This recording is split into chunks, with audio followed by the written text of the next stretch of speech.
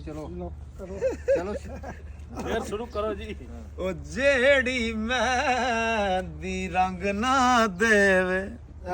ਬਾਬਾ ਜੀ ਸਾਡੇ ਨਾਲ ਇੱਥੇ ਸਾ ਮਹਿਫਲ ਕੀਤੀ ਹੈ ਤੇ ਬਾਬਾ ਜੀ ਕਹਿੰਦੇ ਨੇ ਮੈਂ ਤੈਨੂੰ ਪੈਸੇ ਦੇਣੇ ਨੇ। ਦਿਲ ਦੀ ਖਾਸ਼ ਇਹਨਾਂ ਦੀ ਔਰ ਮੁਹੱਬਤ ਵੇਖੋ ਇਹਨਾਂ ਦੀ ਕਿ ਜਿਹੜੀ ਮਹਿੰਦੀ ਭਾਈ ਸਾਹਿਬ ਮੀਆਂ ਸਾਹਿਬ ਫਰਮਾਉਂਦੇ ਨੇ ਕਿ ਜਿਹੜੀ ਮਹਿੰਦੀ ਰੰਗ ਨਾ ਦੇਵੇ ਤੇ ਕੀ ਫਿਰ ਉਸ ਦਾ ਲਾਣਾ।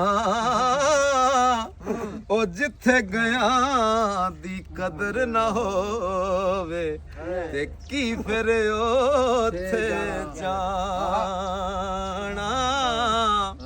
ਉਹ ਚੰਗੇ ਬੰਦੇ ਦੀ ਯਾਰੀ ਲੋਕੋ ਤੇ ਜੀਵੇਂ ਦੁਕਾਨ ਤਾਰਾ ਸੌਦਾ ਪਾਵੇਂ।